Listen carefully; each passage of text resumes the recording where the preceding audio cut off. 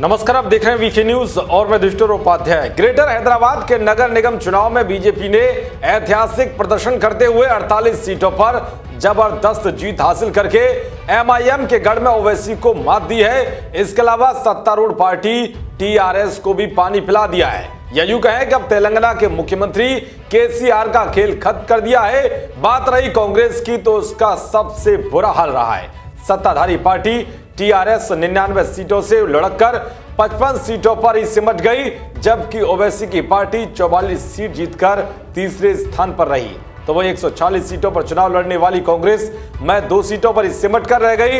इसके अलावा चंद्रबाबू नायडू की पार्टी टीडीपी तो खाता तक नहीं खोल पाई। 4 सीटों से 12 गुना लंबी छलांग लगाकर 48 सीटों पर पहुंचने वाली बीजेपी ने बता दिया है कि पार्टी तेलंगाना के साथ ही दक्षिण के कई राज्यों में अपना भगवा झंडा लहराने वाली है, क्योंकि हैदराबाद चुनाव ने बीजेपी के लिए कई रास्ते खोल दिए हैं।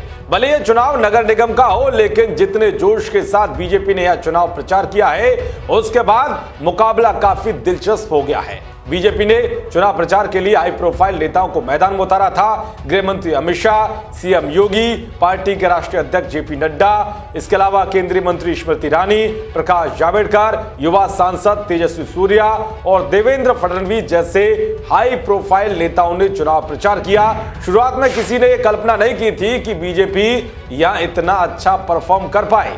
यहां तक कि एग्जिट पोल भी टीआरएस को ही बढ़त दिखा रहे थे, लेकिन बीजेपी को कहीं ना कहीं कोई उम्मीद नजर आ रही थी। इसलिए पार्टी ने अपनी पूरी ताकत के साथ चुनाव प्रचार किया, जिसका नतीजा यह रहा कि हैदराबाद में चुनाव लड़ने की चुनौती देने वाले ओवैसी जैसे नेताओं को बीजेपी ने करार जवाब दे दिया है और बता दिया है कि हम चुनाव लड़ना ही नहीं जानते, बल्कि चुनौती देने वालों को धूल चटाने का दमखम भी रखते हैं। हैदराबाद के चुनाव में जबरदस्त जीत हासिल करके ओवैसी की पार्टी से बड़ी पार्टी बनकर बीजेपी ने दिखा दिया है कि अब भड़काने वाली राजनीति नहीं, बल्कि विकास वाली राजनीति का ही सिक्का चलेगा। तो वे देश के सबसे बड़े नगर निगमों में से एक ग्रेटर हैदराबाद के चुनाव में ऐतिहासिक प्रदर्शन करने के बाद बीजेपी में जश्न का माहौल है। चुनाव प्रचार के दौरान ओवैसी को चुनौती देते हुए हैदराबाद का नाम बदलकर भाग्यनगर का ऐलान करने वाले सीएम योगी ने नतीजों के बाद कहा है कि भाग्यनगर का भाग्योदय शुरू हो रहा है। सीएम योगी ने